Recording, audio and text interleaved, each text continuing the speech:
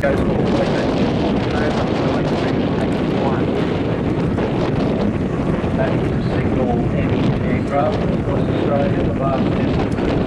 It was decided for combat redundancy and safety. When Skyhawks over there, and very, very flamboyant, shall we say. In fact, I can say that Eastie was flying in the last formation of the Skyhawks and did a bit of a round tour of New South Wales, and fleet up to Illawarra, regional airfield not too far from here. Then went back over to New Zealand, and also he was seconded to the RAF.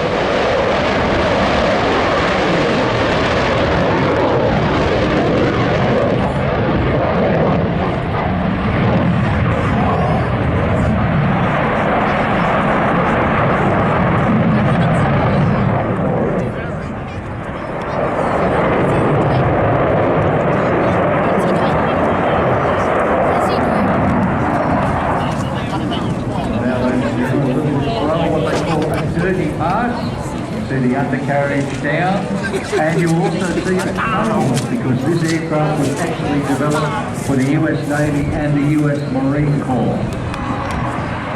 Give him a wave as he goes past, ladies and gentlemen. Nice and slow.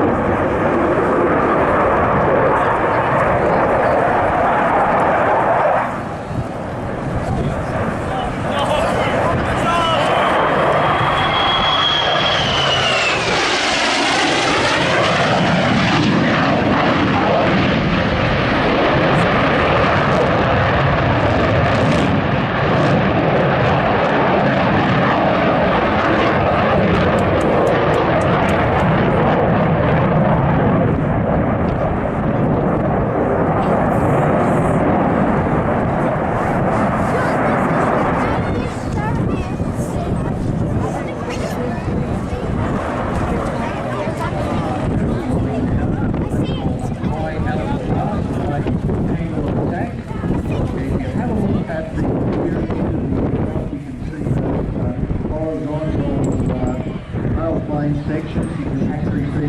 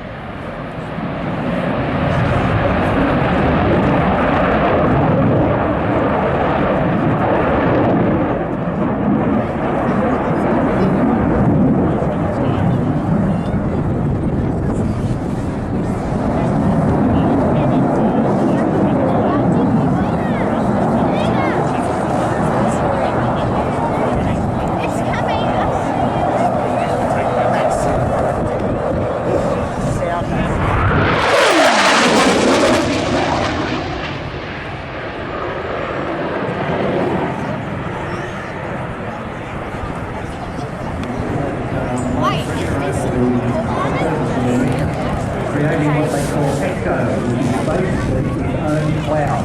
And you can also see the films he's produced there.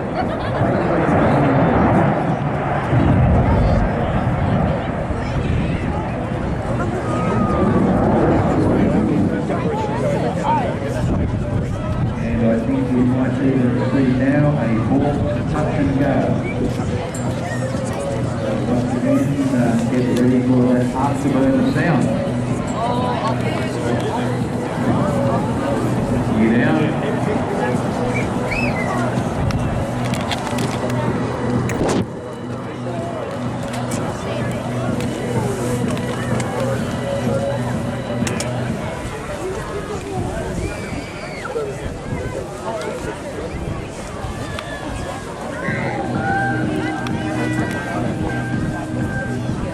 311 Squadron Neptunes circumnavigated the world from east to east.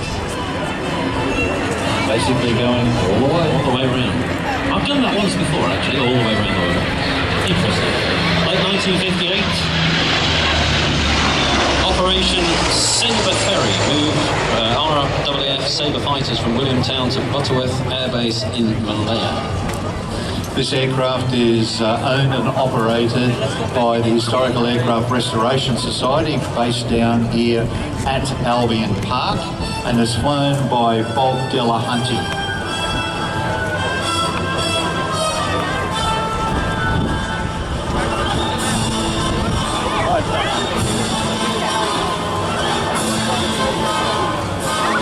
This aircraft came into service on the 10th of March 1962, and it's still flying, obviously. Incredible range of careers available, not only for pilots but also for maintenance personnel. And now we have the Navy with the Seahawk. And she was studying chemistry before she actually joined up. And the guy in the back is leading seaman Matt Parry. He was originally a bosun's mate before remustering to aircrew. And my good friend Neil here, just trying to read my writing, is absolutely impossible. Bosun's mate, December 1979. Over 13 different variants of the Romeo actually exist. 24 of these were ordered by Australia in June 2011 to replace the S-70B2 Seahawks that were in service and to operate from the 8 Anzac class frigates. Now this helicopter is basically designed for submarine and anti-surface warfare, search and rescue, and also for littoral and deep ocean environment searches. Has twin General Electric turboshaft engines. Weapons selection. That basically allows the pilot to concentrate more on flying in a threat-filled environment and advanced deep data link. So essentially it gives him much more situational awareness. I believe we are looking at possibly getting an additional number of these Romeo. They are very, very highly adaptive and a very successful weapons platform. So this helicopter is fitted with 3 Mark 54 torpedoes, 4 AGM-114 Hellfire missiles, and it's also got machine guns, an M60 GAU-16A machine gun, and also a GAU-17 minigun. So quite a capable aircraft, and certainly wouldn't want to be on the receiving end of it.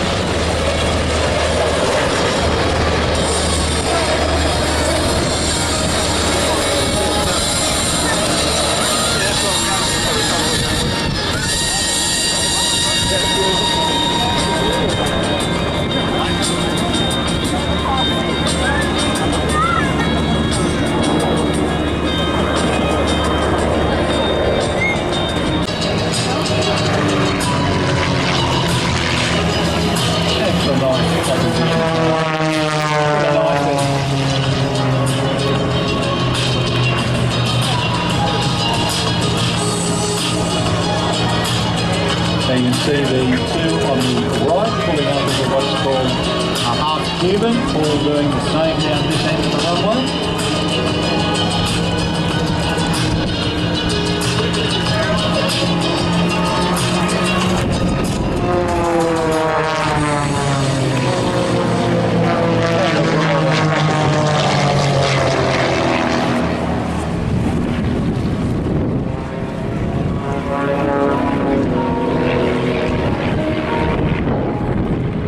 All three aircraft rejoining now and forming up in echelon,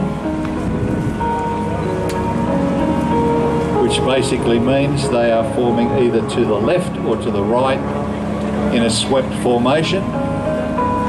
Swinging across now into the thick formation with one wingman on either side and to the rear.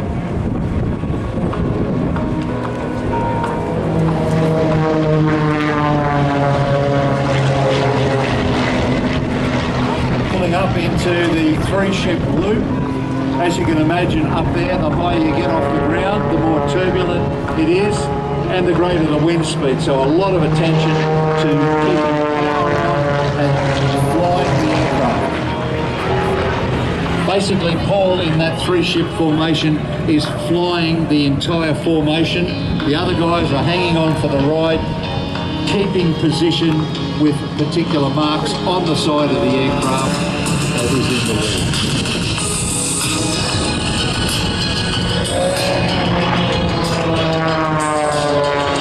Reforming into a barrel roll. So called because it describes the movement that the aircraft would perform if they were flying around inside a barrel.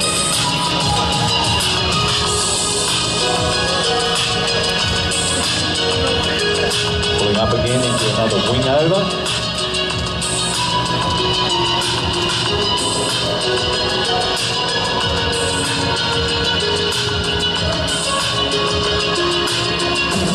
Now they've done this with 2 ships, 3 ships and 4 ships.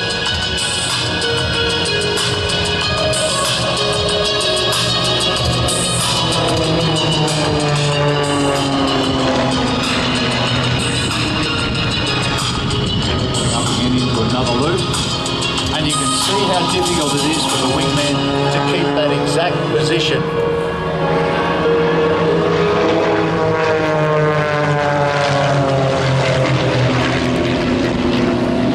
Second loop.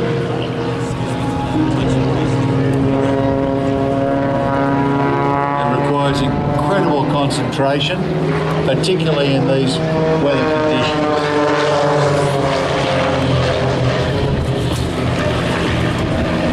And over again for a third.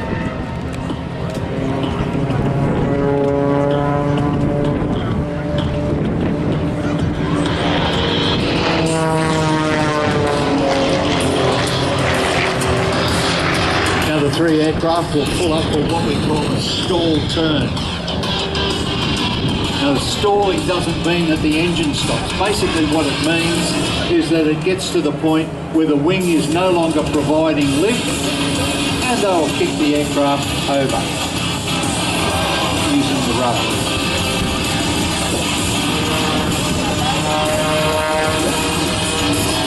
Now pulling back into mirror formation, before threading the needle, you can really see the difference in size between the 2 wingman S1S aircraft and the Wolf pits.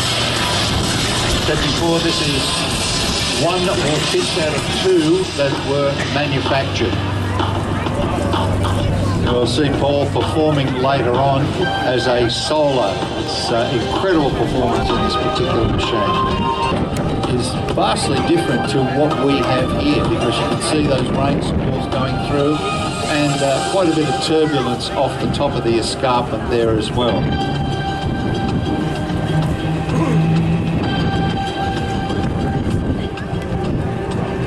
Now get ready for the Sky Aces split after this loop. Get your cameras ready, ladies and gentlemen, particularly those right in front of where they're coming back.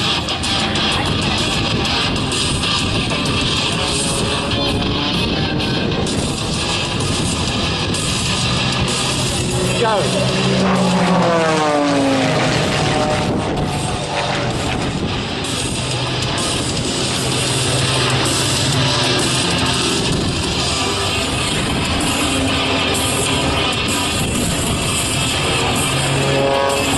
Downward shoulder rolls on a half human return.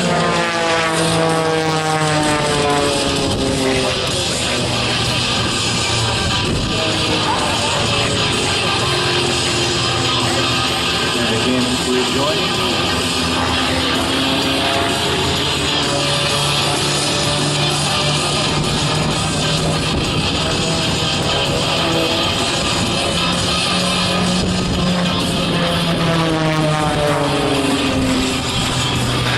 Pulling up in the torque roll.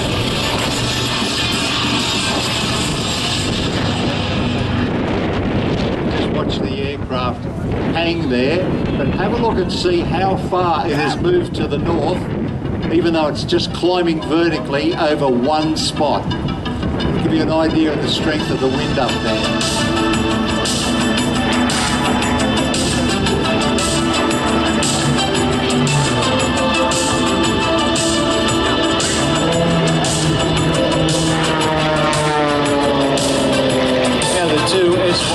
folding up to produce the love heart. Although lost a little bit against that very dull grey sky.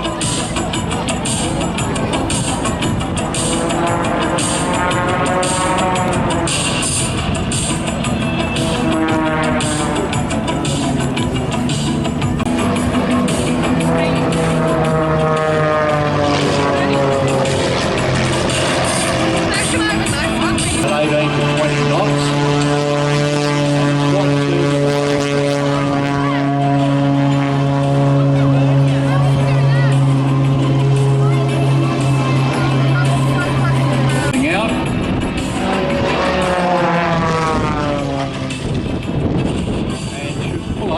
Vertically, then into a stall turn. And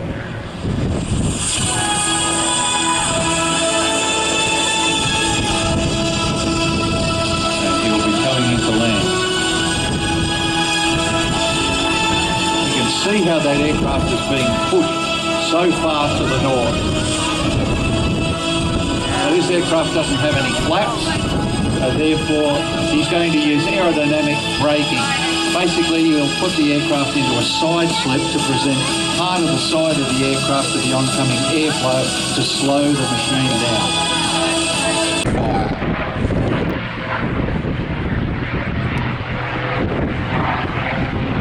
There are four major variants of this aeroplane, namely the P40B, E, F and E.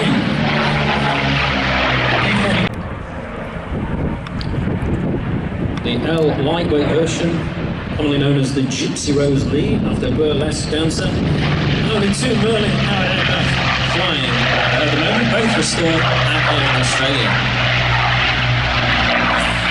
Clive Caldwell, RAAF, Australian pilot, he is the highest scoring ace on B-40s. There are quite a few aces during the war that flew with various countries, including guys like Robert de Haven, Bluey Truscott here in Australia, and also the Russians, Nikolai Kuznetsov. He was an ace with the Russian Air Force flying B-40s that they received on Lend-Lease. 650 caliber machine guns. Can carry 3 500-pound bombs, one under the fuselage. They really did carve up the Japanese aircraft. The first defeat of the Japanese took place at RAAF Milne Bay with 75 and 76 squadrons. And that was the invading force of Japanese at first in 400 years. Powered by a one engine, a 1200 horsepower Allison V1710 engine, it's capable of 350 miles an hour and a combat radius of 360 miles.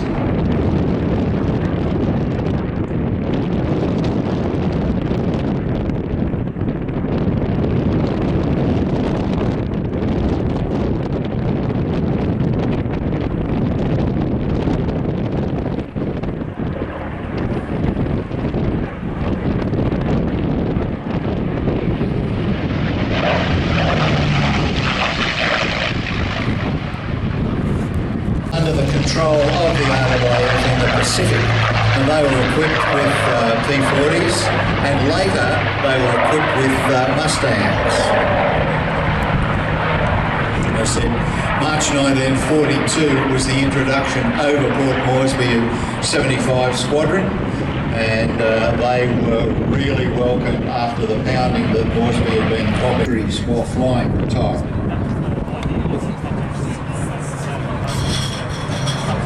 Les Jackson, Bobby Gibbs, Louis Truscott, Clive Caldwell, all became throughout the northwest area and New Guinea.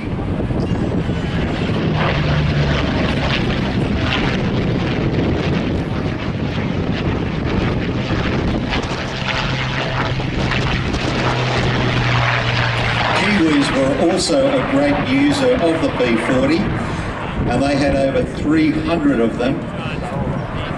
They did form the backbone of the New Zealand fighter squadrons from 42 through to 44. They flew all the way around through Tonga, Guadalcanal, the Russell Islands, Green Islands.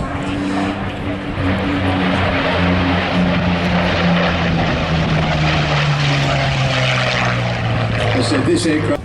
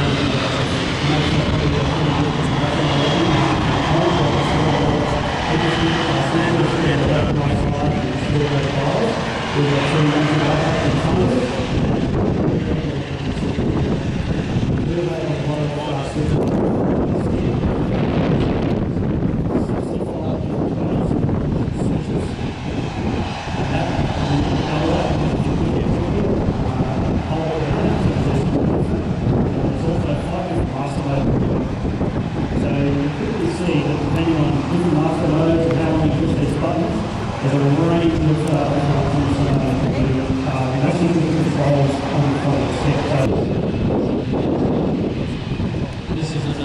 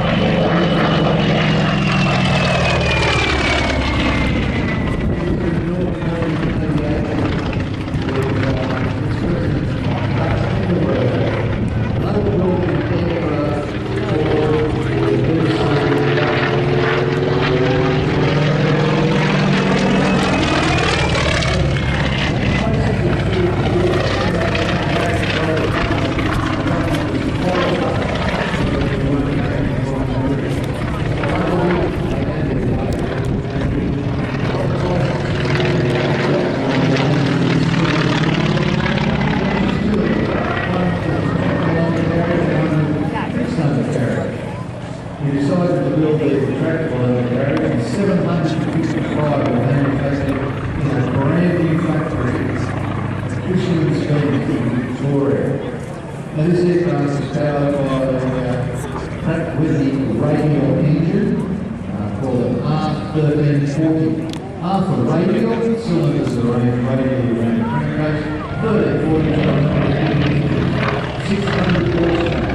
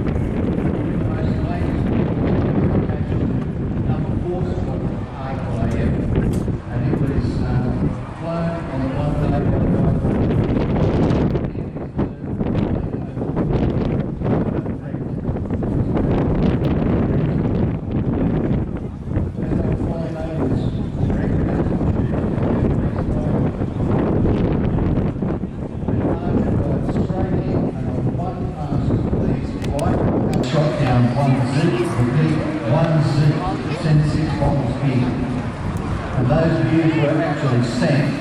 That aircraft survived the war, it survived the training regime down at Point Cook post-war. It's a Wirraway's operated right up to 1959 Australians. And Archer's Wirraway is now on display in the Australian War Memorial. This aircraft is again one of the collection of Fort Bennett. Added up to the operational marking for aircraft that flew up in the wing. Wirraway's operated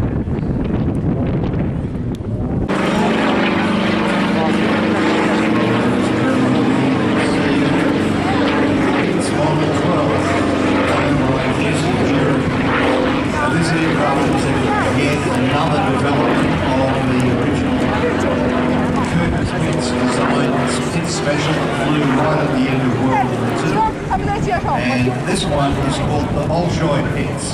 Why? Because it's fitted with either a 360 or a 400 horsepower Medeniev MP14 radial engine.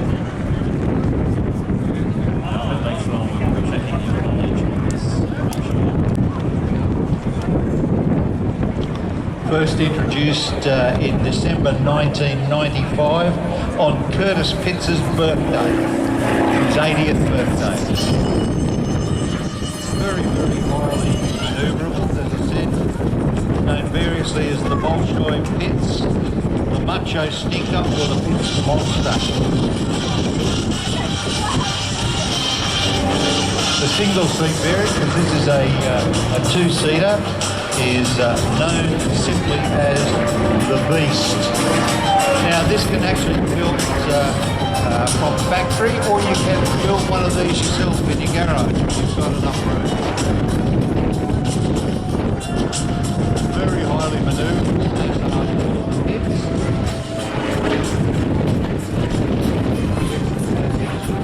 Modified this routine constantly. When you're flying this sort of aeroplane, there is a certain amount of stress involved. It's capable of 8G positive and 6G negative. What that actually means is that as you're coming back to Earth on some of these manoeuvres, the forces exerted on your body increase effectively your weight. So 6G is like having 6 times your body weight pressed into the seat. Minus 4G, minus 5G is like having the reverse. So basically what happens is, as you experience negative G, the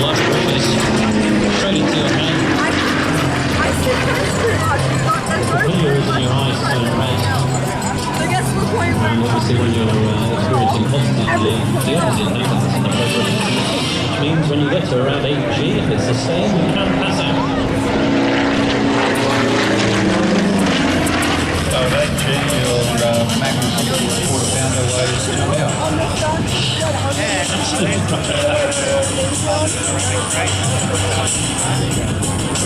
This has quite an incredible rate of roll, and it is capable of 240 degrees. It is not it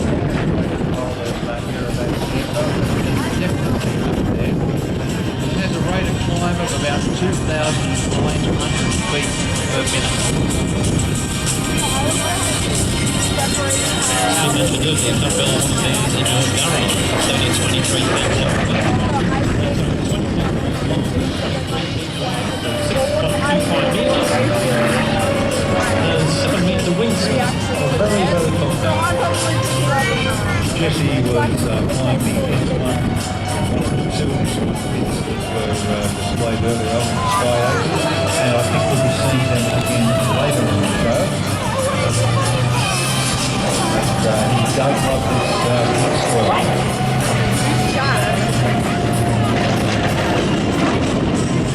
Jesse received his pilot's license back in 2005.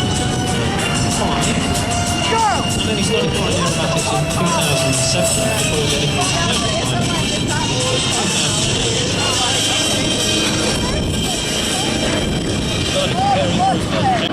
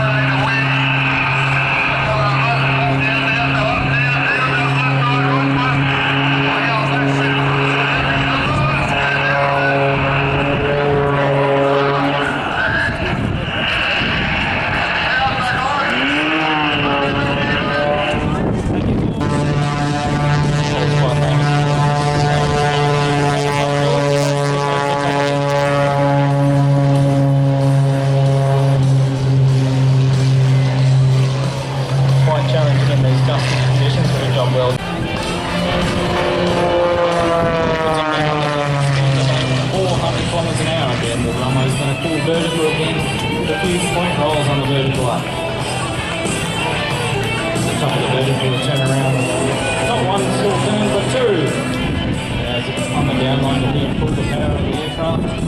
Put the aircraft into a big side set for two reasons. One, you can't see where he's going over the nose of the aircraft, so he actually looks down the side of the aircraft. It also doesn't have any flaps, so he actually uses the side of the airplane to slow the aircraft down. So as Paul touches down on runway.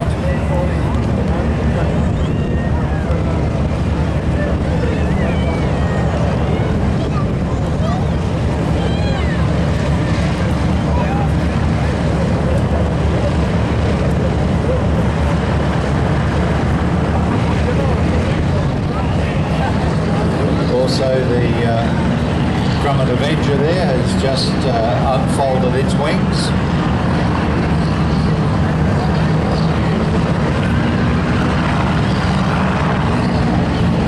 Was Grumman synonymous with aircraft employed by navies around the world?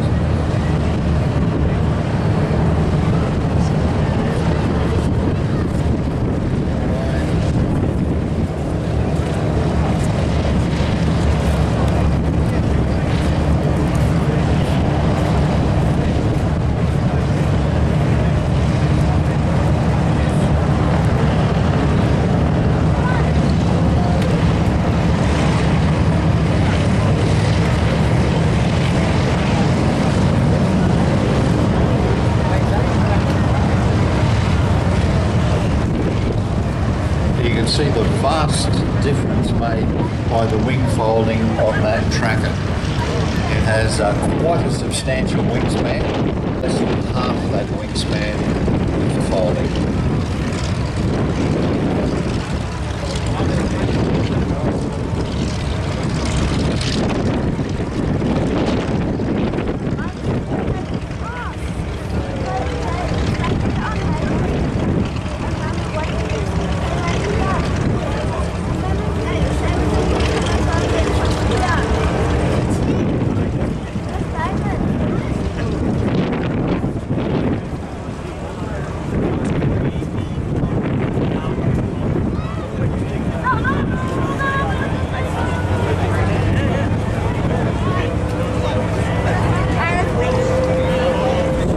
Different thing.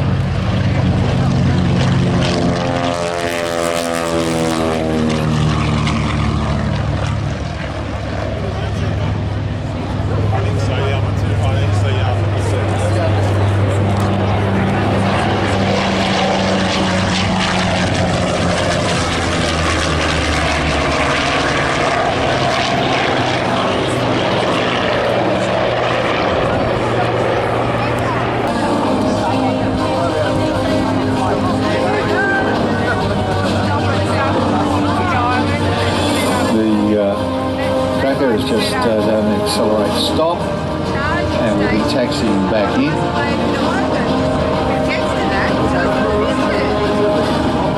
And I said hopefully not too long before we see that aircraft back in the air again. Beautiful aircraft, the Tracker, and certainly has a great history with the Royal Australian Navy Fleet Air Arm.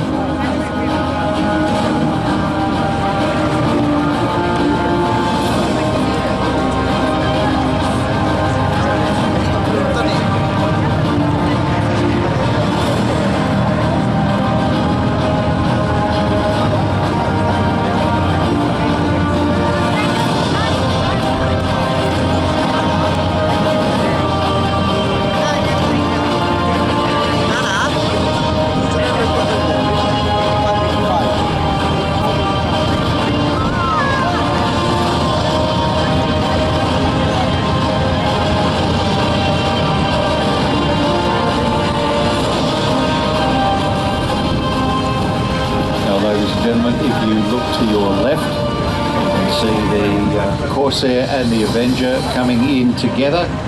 This would have been a scene you would have seen all over the Pacific, particularly towards the end of the war where the various task forces were equipped with many carriers, Hellcats, Corsairs and Avengers.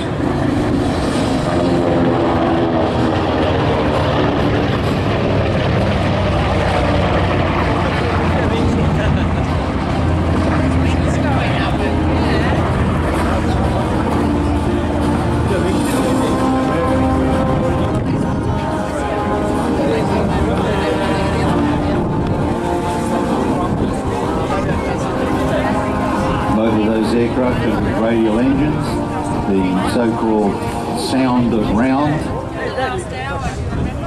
And if you listen to the Corsair later on in its solo display, that engine sounds like it is hardly doing any work.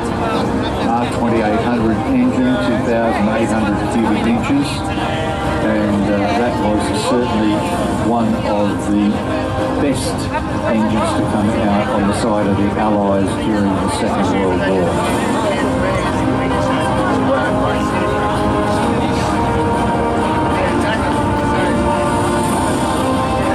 Fitted to the Hellcat, Corsair,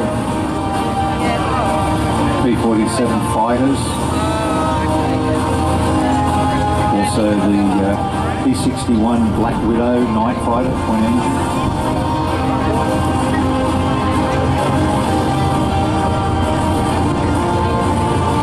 Sight coming in from the right would be every Japanese destroyer captain's worst nightmare.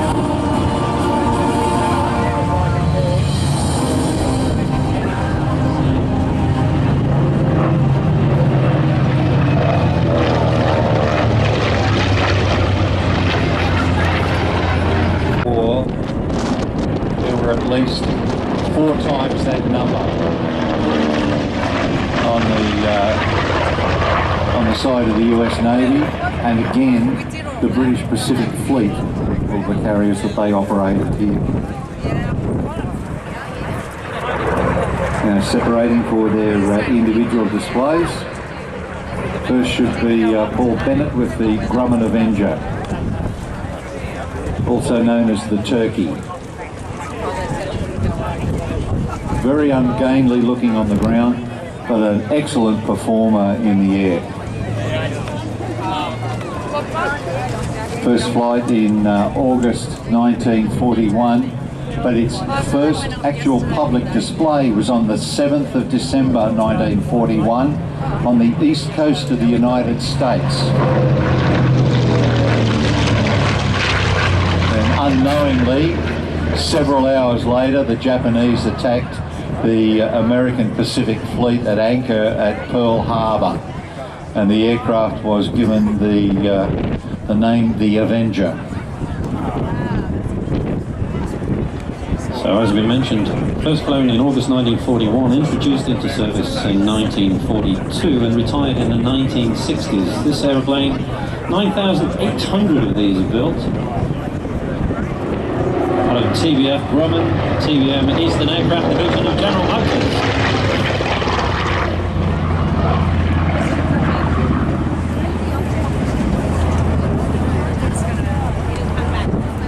Now you might notice that the undercarriage is not fully retracted, but that is okay. 4th to the 7th of June 1942.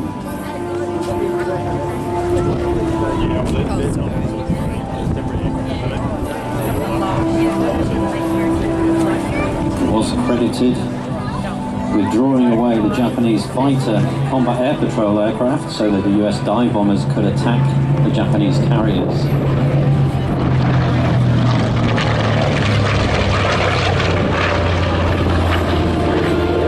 Second major battle that it was engaged with is 24th of August 42, and the Battle of the East Solomons, where Avengers from the Saratoga and the Enterprise sank the Japanese carrier Ryujo. So another loss and quite a critical blow to their aspirations, and particularly to their carrier fleet.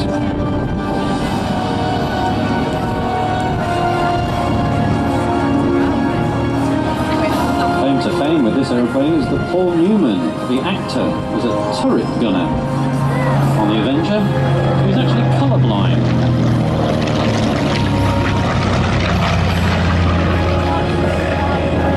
And of course, the youngest naval aviator, George Bush Sr. He was actually flying one of these aircraft when they were attacking Chichijima Island. And the aircraft was shot down. Unfortunately, the 2 crew perished, but Bush obviously survived to become President of the United States. Attacking Chichijima Island was very difficult. Basically a horseshoe shape with very, very high cliffs. And the installations were at the head of the horseshoe inside the harbour. So attacked, they had to come down through the anti-aircraft fire and then drop their bombs and then climb back out of it again. A very, very heavily defended island.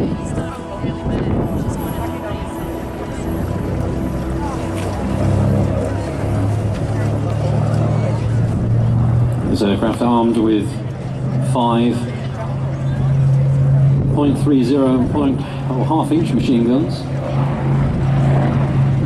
8 5-inch rockets, 2,000-pound bombs, or one Mark 13 torpedo, but it was sunk very early in the final stages of the war.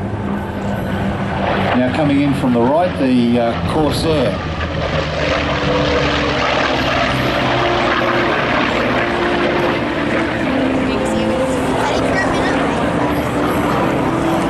Also known as the bent wing bird. First flew in 1940 on the 29th of May. They built 12,571 of these and 30 different variants. 7 military operators around the world. Built not only by Chance Vought or Vought Corporation, but also by Goodyear and by Brewster. They didn't build terribly many by Brewster, but the FG-1D was probably the one that you will find flying most these days all the way around the world. Kiwis used these aircraft. They had about 300 of them that they operated through the islands, and after the end of the war, as part of the British Commonwealth Occupation Forces, they flew them up in Japan, number 14 Squadron.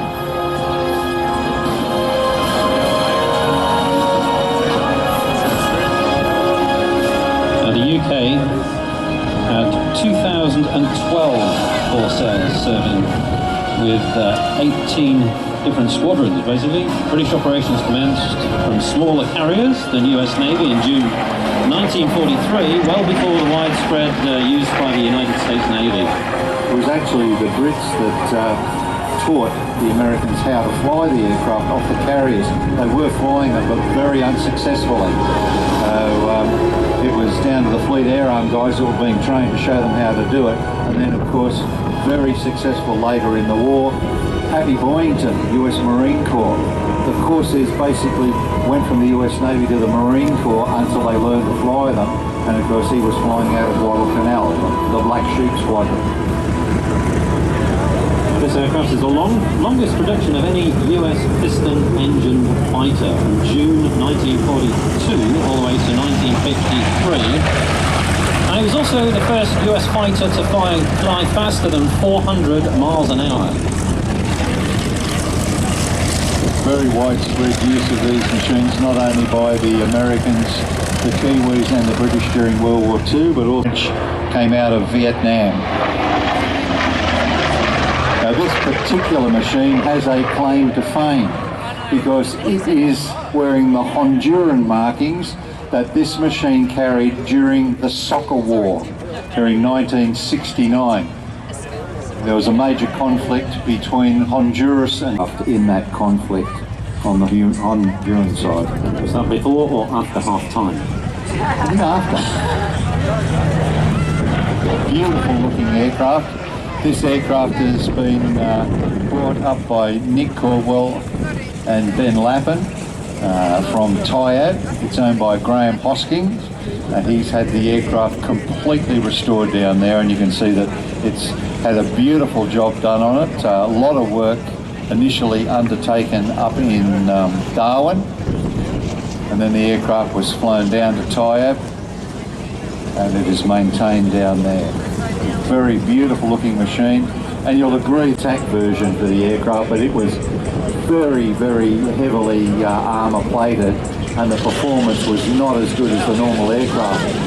The aircraft were also used in Korea, and sometime this year or mid next year there is a movie coming out featuring Corsairs and an action in which one of the pilots won the Congressional Medal of Honor for what he did to save one of his fellow pilots.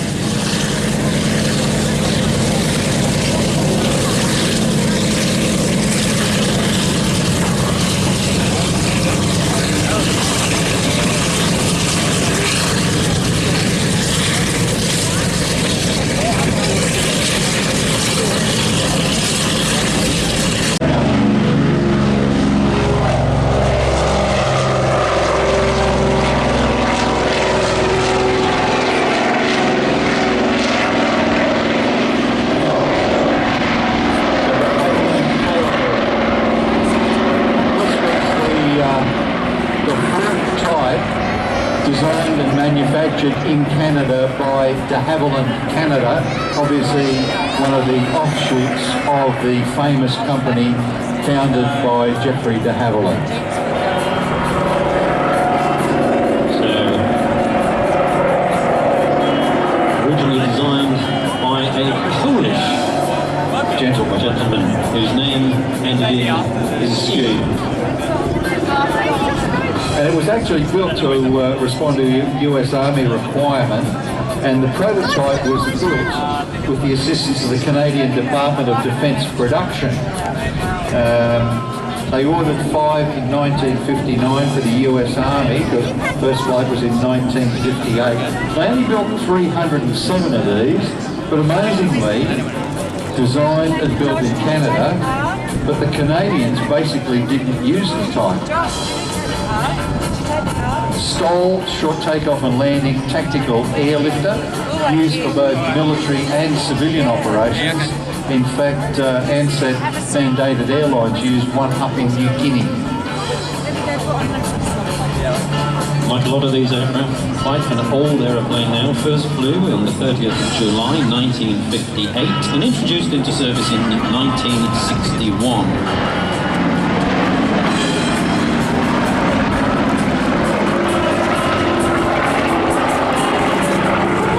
That's a fast pass because it's going downhill with the wind behind it.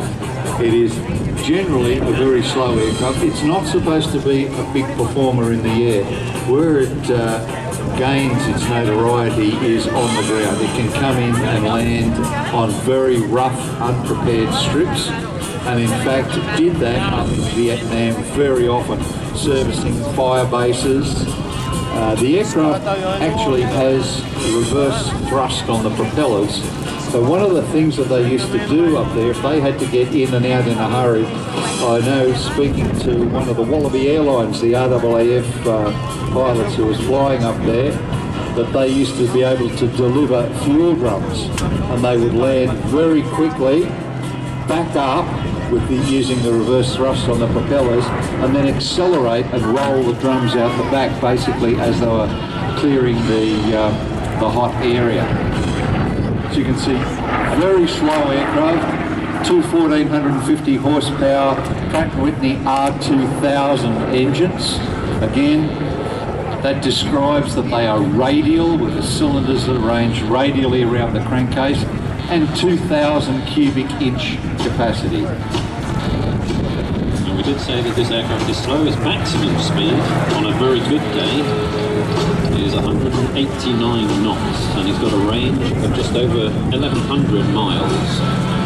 Very significant use of the type in Vietnam by the US Army, US Air Force and the RAAF. The last piston engine aircraft operated by the RAAF, and 18 of them ordered in 1963.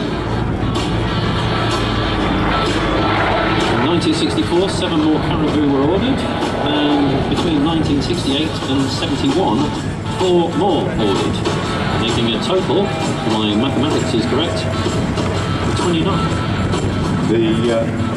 Incredible to think that on the delivery flight of the first aircraft, they were actually diverted to Vietnam, where 7 aircraft were operated for a short time as the RAF Transport Flight Vietnam, until it was changed to Wallaby Airlines, actually number 35 Squadron. And very successfully operated up there by the rack. The Australian Air Force have used this aircraft since 1964. Duties include airlift of cargo, passengers, mail, medevac, parachute drops, including special forces, and evacuation and resettling Vietnamese families and livestock.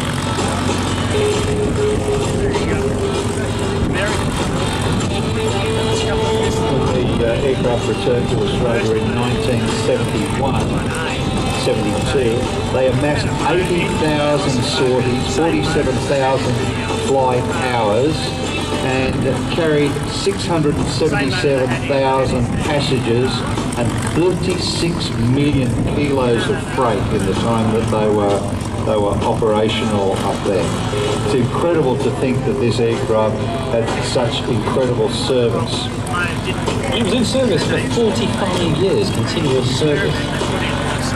And they were taken out of service up at RAAF Base Garbutt in Townsville that are operated by us. There are two of them.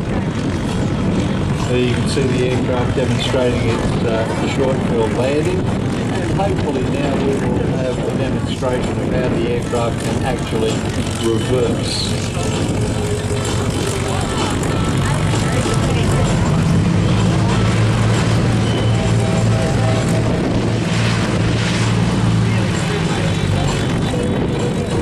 There it is, you can see the aircraft using that reverse thrust to reverse.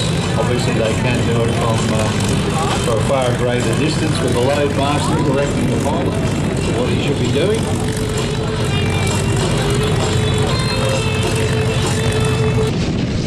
Here's one of my favourites.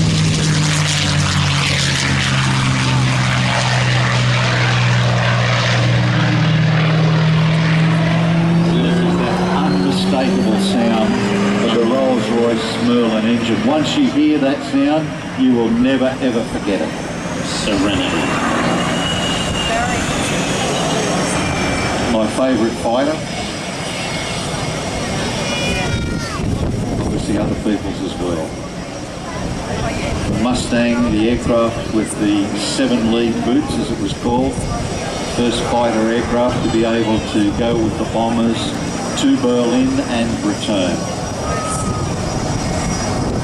First flew in October of 1940, introduced by the Royal Air Force in 1941. 31 military users around the world, and designed by North American Aviation as a counter-proposal to the British Purchasing Commission for licensed manufacture of the P-40 for the RAF. And they said, they went to North American, said, can you license build the P-40? And Hutch Kindleberger, who was the president, and Edgar Schmuert, who was their chief designer, said we can build you a better aircraft powered by the same engine in the same time it would take us to tool up. So they were given the go-ahead, and the first aircraft to come off the line was called the NA-73X. Listen to this beautiful sound of this aircraft coming through.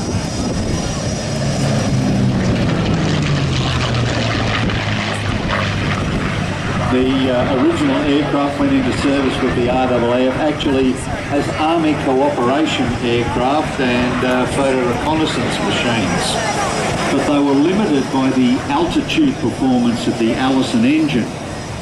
So Rolls-Royce actually looked at it and said, I wonder how it'll go with a Merlin. So they actually took a couple of the RAF machines, fitted them with Merlin, and the performance increase was incredible. So they sent all of the data over to North American, and they introduced the P-51B model, which had the same high rear fuselage, a bit like a Spitfire, if you know what that looks like. And it was an instant hit, basically, with the US Army Air Corps.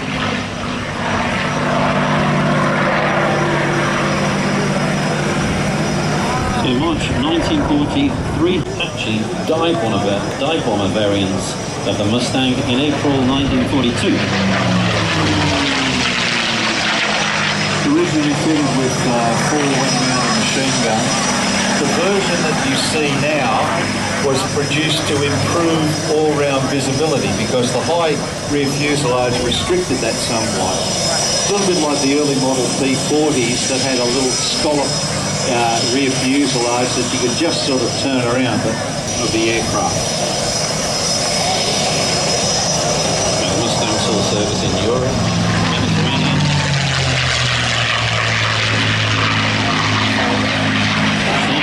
China, India, and the Pacific. Our fourth generation FA-18 Hornet served Australia for over 30 years, going out of service on Monday.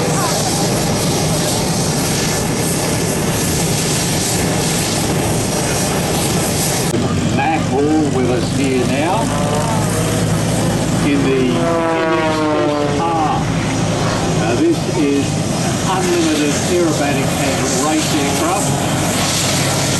Of course, Matt was Australia's first and only competitor in the Red Bull Air Race, and in fact he took out the lead, he took out the #1 position in the last ever Red Bull Air Race held. And you can see from the performance of this aircraft just what he had to do to beat the world's best.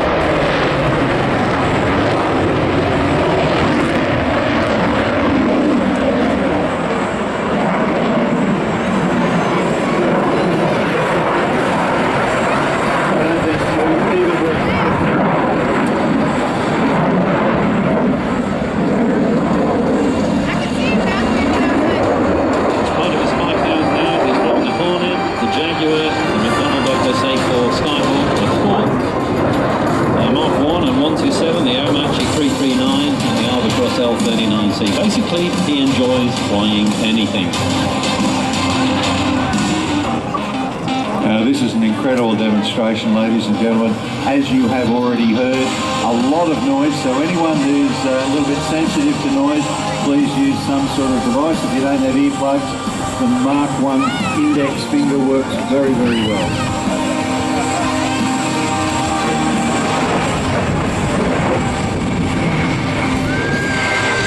Now get ready for that afterburner.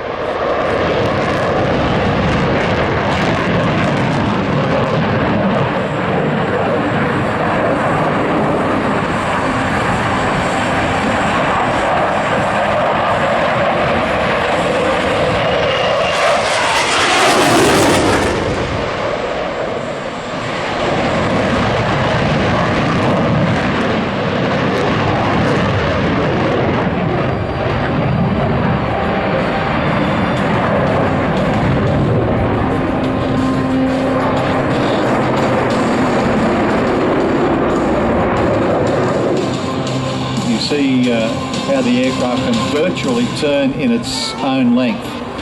Coming now for what is called a dirty pass. You see the gear down, and also you'll see the tail hook out. This aircraft was originally designed for the US Navy and US Marine Corps, so obviously carrier capable. Our F-18s went into service only a year and a bit after they went into service with the US Navy.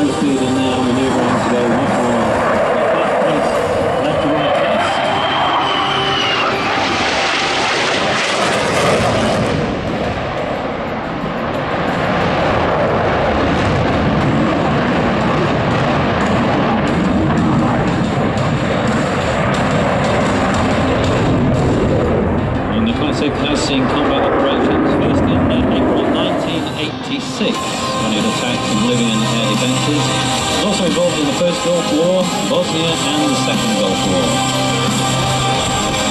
More recently, squadrons have been deployed to the Middle East and certainly worked for over 5 years against part of Opera. All three squadrons rotated with about 5 to 6 months each in theatre. Now you can see what's called a high alpha pass, high angle of attack pass. That's showing you how slow the aircraft can actually fly.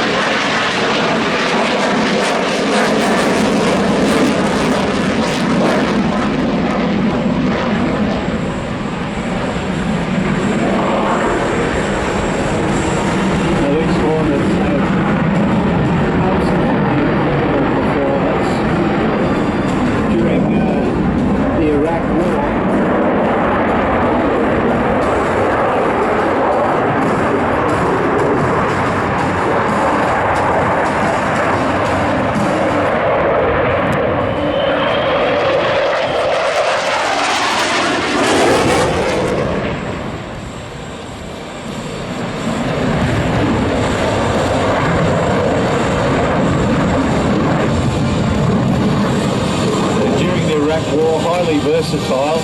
2 Hornets carrying 4 2,000-pound bombs each on their way to attack an Iraqi airfield were tasked with destroying 2 enemy fighters. They did so, dispatched the 2 MiG-21s, and then went on to bomb the airfield.